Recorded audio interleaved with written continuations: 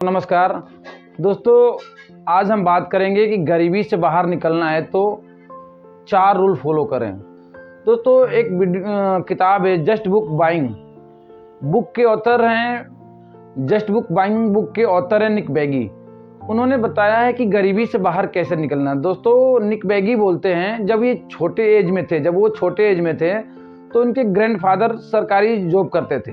जब ये छोटे एज में थे, उनके ग्रैंडफादर जब सरकारी जॉब करते थे, करते करते वो रिटायर हो गए। जब वो रिटायर हो गए तो रिटायर होने के बाद भी उनको एक अच्छी खासी इनकम उनको मिलती थी। रिटायरमेंट होने के बाद भी उनको पेंशन के रूप में मिलती थी और पेंशन के रूप में मिलती थी लेकिन और वो रिटायर हो गए थे। रिटायर होने के बाद वो कुछ काम नहीं करते थे लेकिन फिर भी उनको अच्छी खासी एक पेंशन के रूप में इनकम मिलती थी।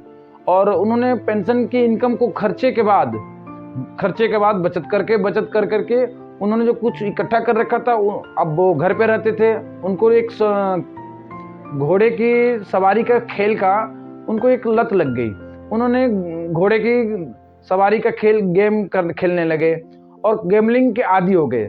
गैम्बलिंग के आदी होते होते उन्होंने क्या किया कि उन्होंने सारा पैसा, क्योंकि वो जीतते थे फिर कभी हारते थे, जीतते थे कभी हारते थे, और ज़्यादातर हारते हारते उन्होंने अपना सारा पैसा गैम्बलिंग में ख़त्म कर दिया। और जब वो उनका अंतिम समय आया तो उनके पास फुटी कौड़ी भी नहीं थी।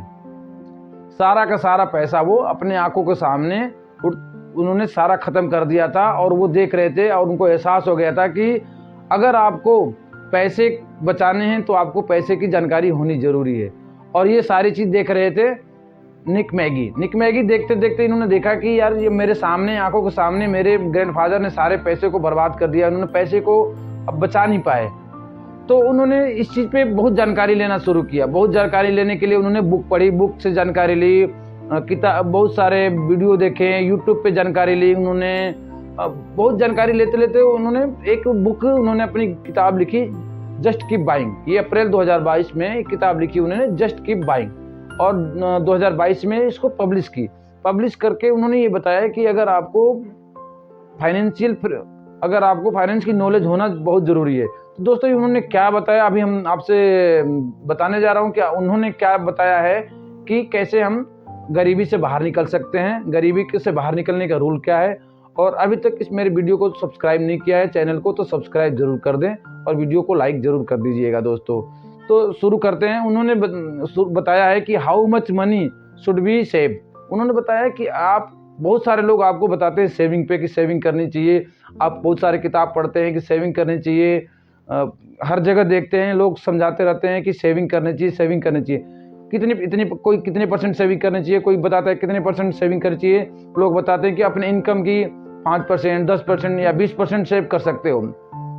लेकिन सेव तो तब कर सकते हैं ना जब आपकी इनकम से सेव बचत हो। अगर आपकी खर्चे इतने हो और आप पैसे बच नहीं रहे तो सेव कैसे कर पाएंगे। दोस्तों, इसमें 2 तरह की इनकम, पहला आदमी होता है जिनकी इनकम कम है और खर्चे ज़्यादा है। जैसे मान लिया आपने किसी की सैलरी है 30,000 रुपये सैलरी है और उसके घर में कई परिवार हैं, कई सारे लोग हैं, मम्मी पापा बच्चे, उनकी पढ़ाई लिखाई सबसे। अब वो सारे खर्चे इतने हैं कि वो बचा नहीं पाते हैं। तो जब बचा नहीं पाता है, बचत नहीं होगी तो कहाँ से वो सेव करेगा।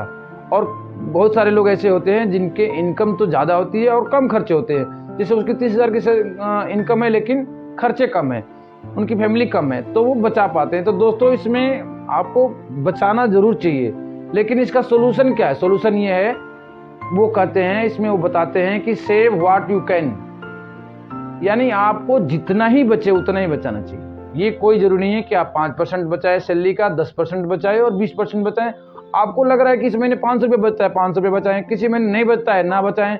किसी महीने अगर 1000 रुपये सेव कर सकते हैं तो 1000 रुपये सेव करें, लेकिन आप जो कर सकते हैं सेव, उसको सेव जरूर करना चाहिए। इसमें दूसरा रूल बताते हैं कि टू सेव या टू इन्वेस्ट, आपको सेव करना है या इन्वेस्ट करना है। देखिए, इन्वेस्ट और सेव दोनों अलग अलग पार्ट है। इन्वेस्ट कई तरह के हो सकते हैं, लॉन्ग टर्म इन्वेस्ट हो सकते हैं, शॉर्ट टर्म इन्वेस्ट हो सकते हैं। बहुत सारे एडवाइजर हैं जो लॉन्ग टर्म इन्वेस्ट के लिए बोलते हैं, शॉर्ट टर्म के लिए भी बोलते हैं। तो ये आपके इनकम पे डिपेंड होती है कि आप इन्वेस्ट करना है या सेव करना है। अगर आपको इन्वेस्ट शुरू के दिनों में आप सेव करते रहें, सेव करें, जब आपके पास कुछ पैसे सेव हो जाते हैं तो उसको थोड़े थोड़े पैसे ही इन्वेस्ट करें, लेकिन आपको इन्वेस्ट करना है।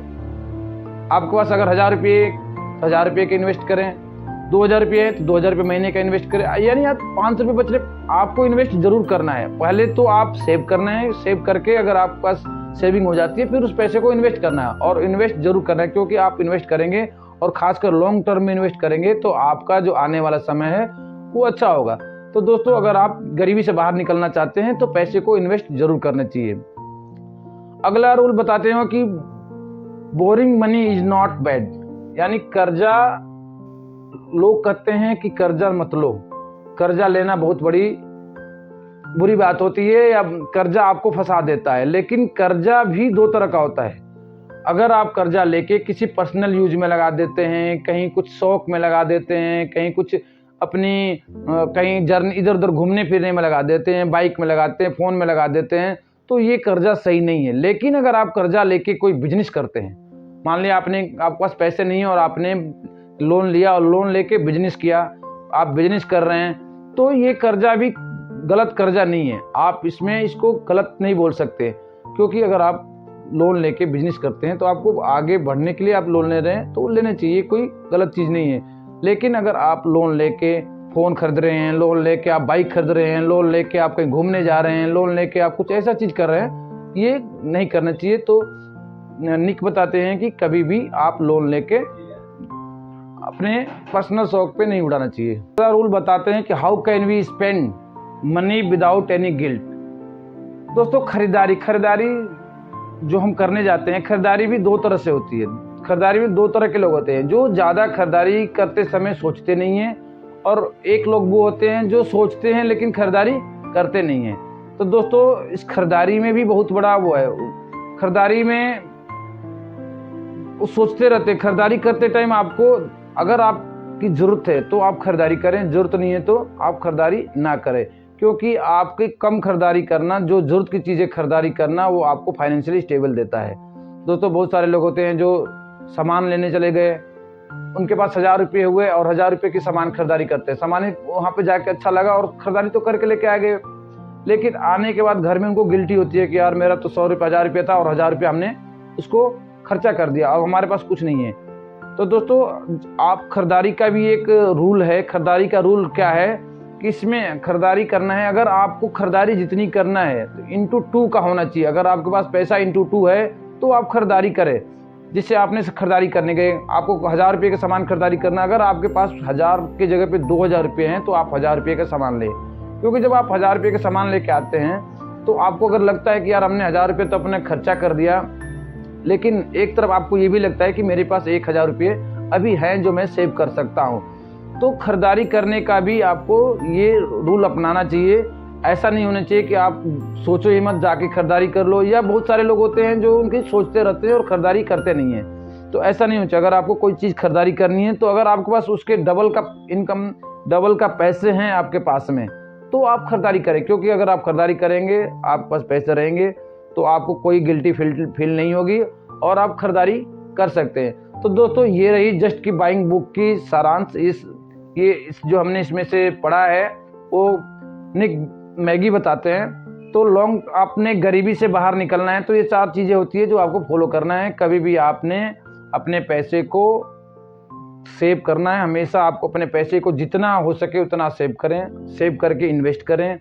आप इन्वेस्ट करें, अगर आप किसी से कर्जा ले रहे हैं, लोन ले रहे हैं, चेक उधार ले रहे हैं, तो आप उसको उस जगह पे लगाएं जहाँ पे आपको इनकम आने वाली हो। कोई बिजनेस में लगाएं, आप अननेसेसरी की कोई चीज़ें ना खरीदें।